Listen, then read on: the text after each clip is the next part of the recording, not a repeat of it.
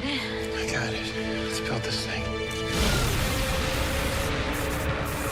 We're not going anywhere.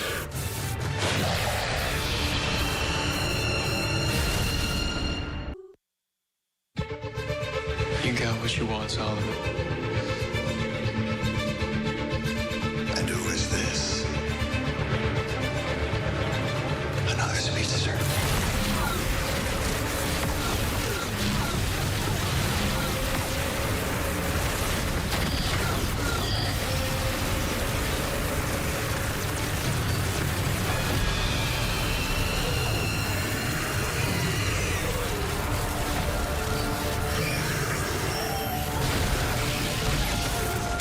You've traveled back into all these great moments of your parents' lives, right?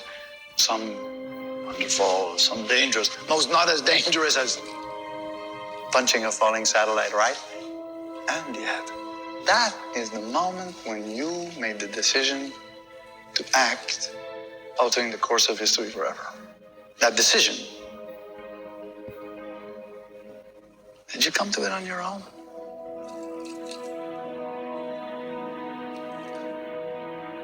Of course you did. Right? No, of course you did. Your excess.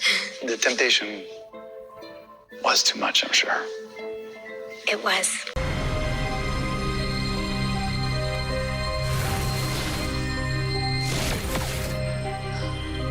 We need to talk.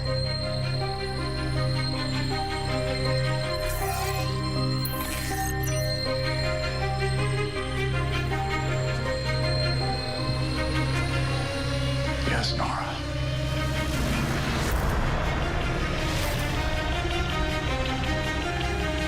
Yes, we do.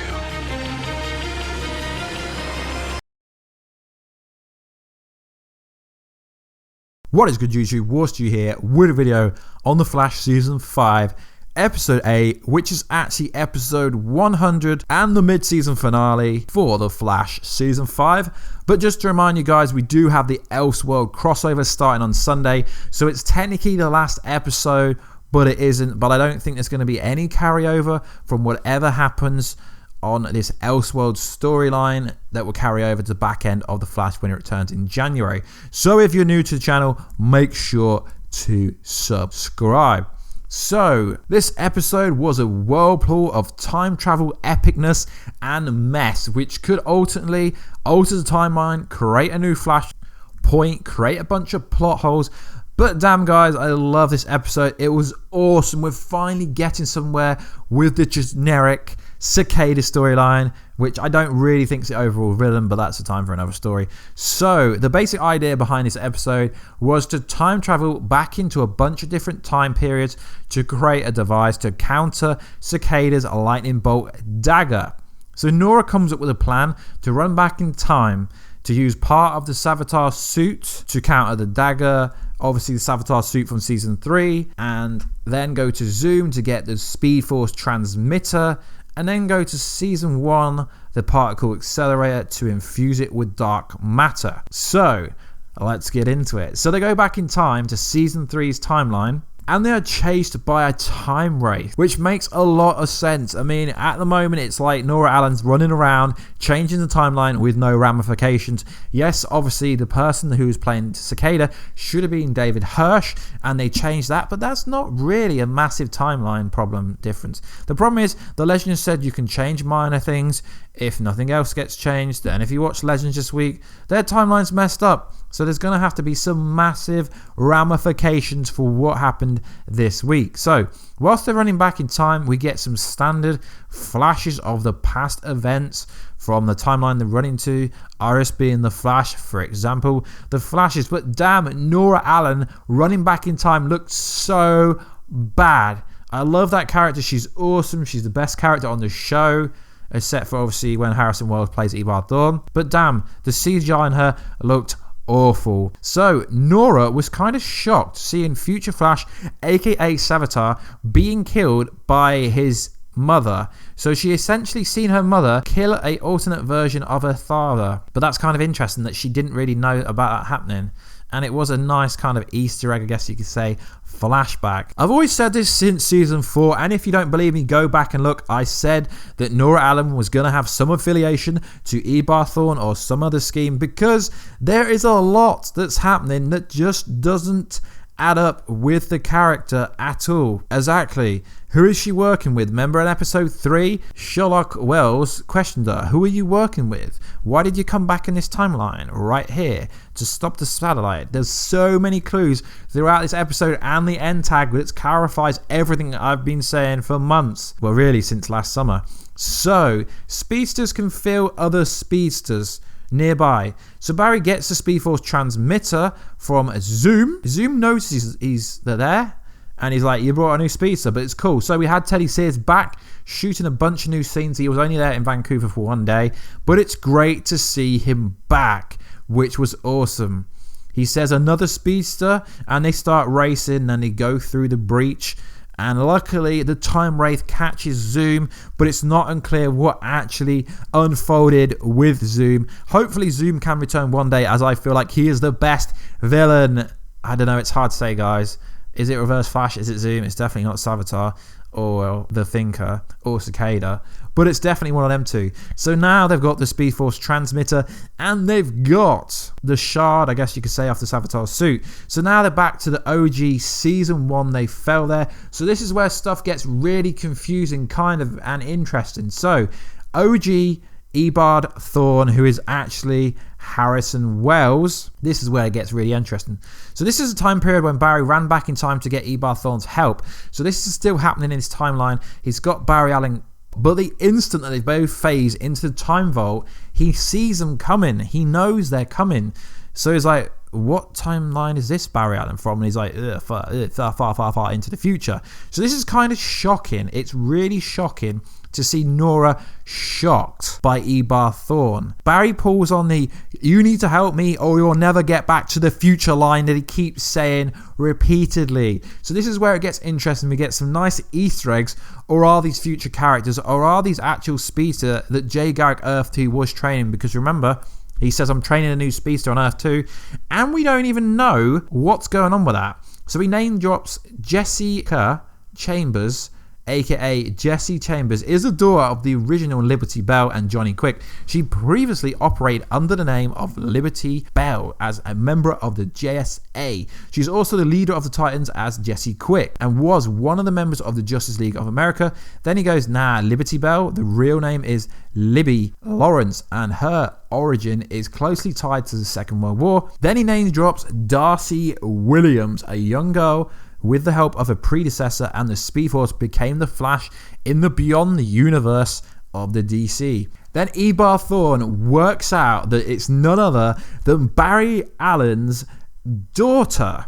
So he's like, Dawn Allen? Which kind of confirms something. And then he's like, oh, well, at least there's one of you left. So that's either implying the Tornado twins don't exist, or that she actually isn't Barry Allen's daughter, because there should be Dawn and Dawn. So is my theory right that Nora Allen isn't actually Nora Allen? Is there a twin brother coming? Because in a recent interview, when asked about the twin kind of tornado twin storyline, she says, well, what do you think? So that's where it gets kind of confusing of what's actually going on. Is she actually Nora Allen or Dawn Allen? She might be Dawn Allen, but might have just changed the name in this timeline. So he originally works out that Barry Allen couldn't have figured this out, and it's Nora Allen, and he drops the clever girl line. So now they've got the Speed Force transmitter, it's fixed. They just need to drop it off at where the particle accelerator goes off, and then it will infuse with dark matter. But whilst they're there, they go into the time vault, because that's the location where they need to go. And Gideon knows about Nora Allen,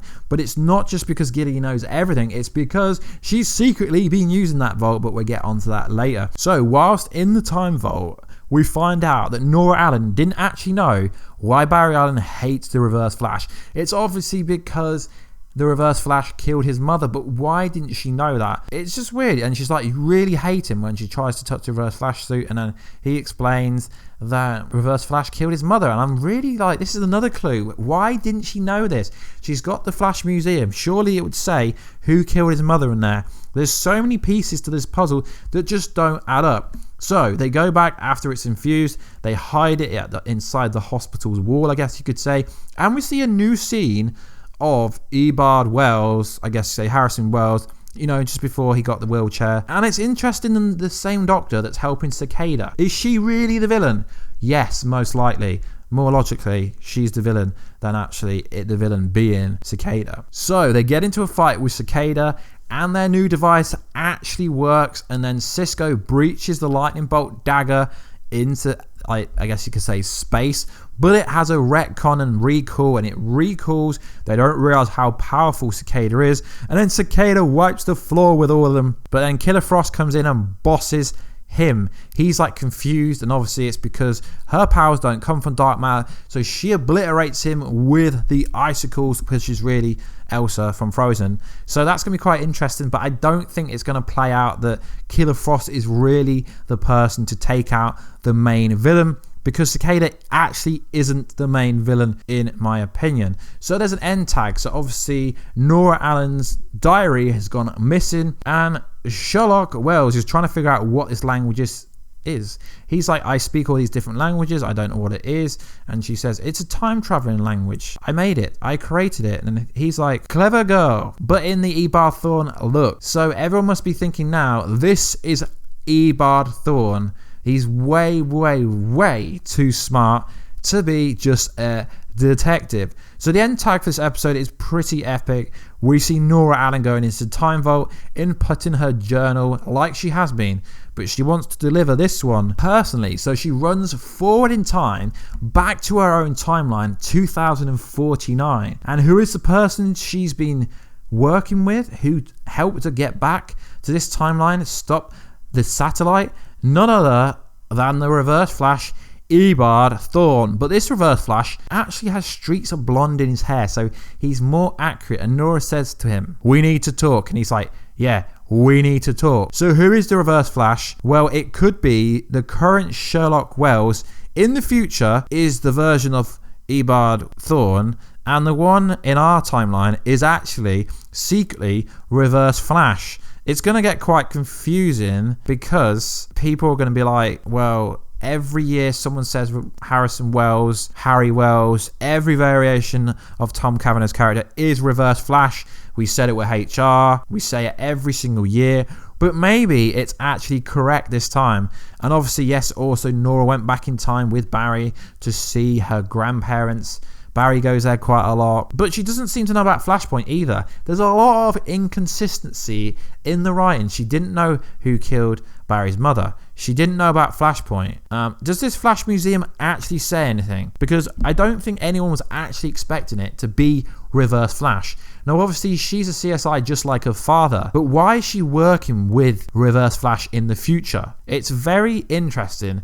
Probably the most interesting episode this whole season. The last two episodes have been pretty weak compared to this. But why is she working with him? I don't actually think she knew he was a Reverse Flash. Maybe he used a different name. He's the master manipulator, the cleverest person in the room. So I'm presuming he's manipulated her into doing what he wants. Or maybe the reason is she's trying to stop Crisis on Infinite Earth, which will be season 10. She's trying to stop her father from disappearing, and the only way she can do that is by working with Reverse Flash. Obviously, she didn't know that Reverse Flash killed Barry's mother, so it's going to be very interesting now we're on a mid-season break. Well, not really. We've got the crossover next week, but until then, this is the only new information, because I don't think there's going to be any crossover between what happened in the last episode and what happens during the crossover to it carry on to the second part of next season. So guys, drop all your theories, your comments and everything down below. I will be doing a bunch of bonus videos from this. I can't really talk so much about the ending scene in this video, just went over it briefly, but damn, that was the best episode we've had in such a long time. It's something we've needed. The Flash is back, and hopefully they can keep the writing standard up to what it was in this actual episode, as it was absolutely fire. Anyway guys, please like, subscribe and comment, and I will catch you in another video very soon. Catch ya later.